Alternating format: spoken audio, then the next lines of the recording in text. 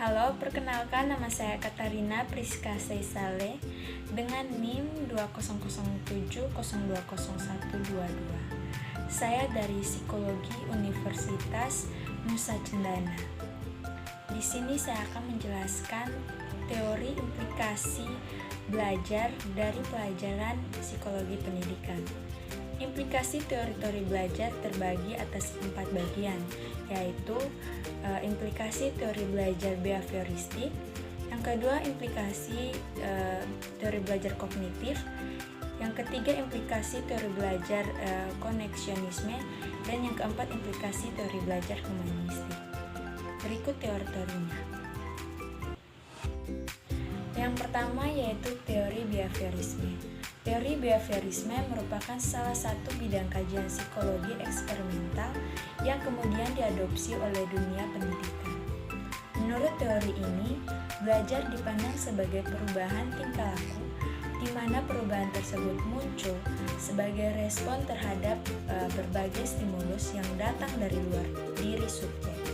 Berikut adalah pandangan 4 tokoh behaviorisme, yakni Ivan Pavlov, Edward Tourniquet, Hudson, dan Skinner. Yang pertama menurut Ivan Pavlov. Menurut Ivan Pavlov, respon belajar hanya terjadi melalui stimulus yang terkondisi dan terkontrol. Proses terjadinya respon belajar melalui stimulus yang terkondisi menurut Pavlov bersifat gradual sehingga diperlukan adanya reinforcement untuk pemantapan respon belajar dan terhindar dari terjadinya extinction atau menghilangnya respon belajar yang diharapkan serta mencegah terjadinya spontanitas recovery dalam bentuk yang relatif singkat. Pavlov melihat bahwa aktivitas belajar berlangsung dalam suatu proses evaluasi melalui stimulus terkondisi yang dirancang secara sistematis dan dikontrol secara ketat untuk mendapatkan perilaku belajar yang memadai. Yang berikut yaitu teori belajar Skinner. Teori belajar Skinner biasa dikenal dengan operant conditioning theory. Teori Skinner memiliki persamaan dengan teori Pavlov sebelumnya, namun cara menganalisisnya yang berbeda. Skinner lebih kepada persoalan reinforcement. Pemberian reinforcement biasanya dilakukan pada awal proses belajar, yaitu ketika seseorang memberikan respon belajar secara benar. Tipe reinforcement ini dapat dibagi menjadi 2. Yang pertama yaitu rasio. Rasio adalah pemberian reinforcement berdasarkan jumlah respon yang diberikan. Dan yang kedua yaitu interval, yaitu pemberian reinforcement menurut rentan waktu tertentu. Berikut yaitu teori belajar Edward. Teori belajar Edward biasa disebut dengan koneksionisme teori. Menurut teori koneksionisme, belajar merupakan perubahan perilaku sebagai akibat interaksi antara stimulus dengan respon.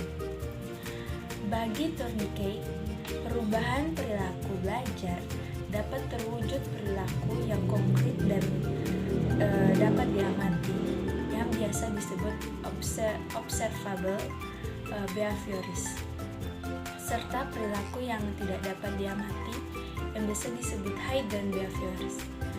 Dan teori Tourniquet juga sangat menginspirasi para behavioris yang sesudah Edward.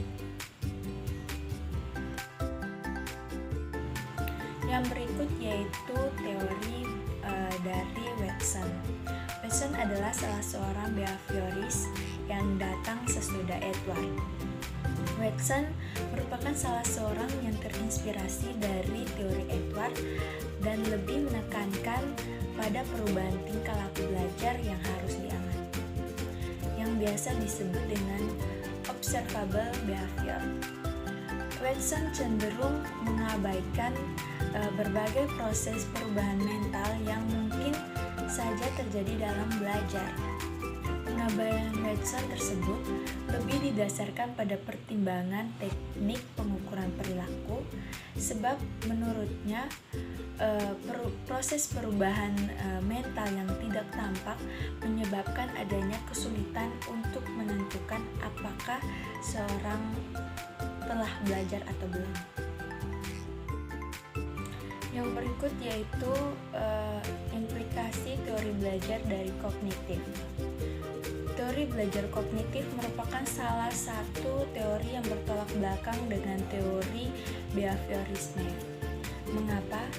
Karena teori ini lebih mementingkan perubahan perilaku yang tampak. Bagi para penganut teori kognitif, belajar bukan hanya sekedar interaksi antar stimulus dan respon, melainkan melibatkan juga aspek psikologis seperti mental, emosi, dan persepsi. Itu menyebabkan orang memberikan respon terhadap sebuah stimulus belajar. Dan tokoh dari kognitif dari teori ini adalah Jean Piaget, Emil Brunner, dengan David Eusebel. Yang berikut yaitu implikasi teori belajar dari koneksionisme. Implikasi teori belajar koneksionisme terhadap belajar motorik secara garis besar yaitu yang pertama praktek. Praktek hendak dilaksanakan dalam kondisi yang menguntungkan agar proses belajar menjadi efektif. Yang kedua yaitu hukum kesiapan menurut para ahli. Pengaruh perhatian dan penelitian terhadap kematangan, kesiapan psikologis, dan kesiapan keterampilan sangat dipentingkan untuk membentuk proses belajar yang efektif. Yang ketiga yaitu proses mengorganisasikan pengalaman belajar siswa. Sebaiknya siswa diberikan kegiatan yang sederhana dan berlanjut menuju yang lebih kompleks. Tugas hendaknya dibagi-bagi dan dikembangkan secara berurut sehingga bagian-bagian tersebut dapat dipelajari sebaik mungkin. Respon atau reaksi dalam situasi baru akan lebih baik bila situasi itu menyerupai atau mengandung unsur-unsur identik dengan situasi sebelumnya. Yang kelima yaitu hadiah. Hadiah atau ganjaran dapat membantu proses belajar karena itu merupakan suatu pujian atau apresiasi agar siswa lebih memperkuat hubungan stimulus dengan respon.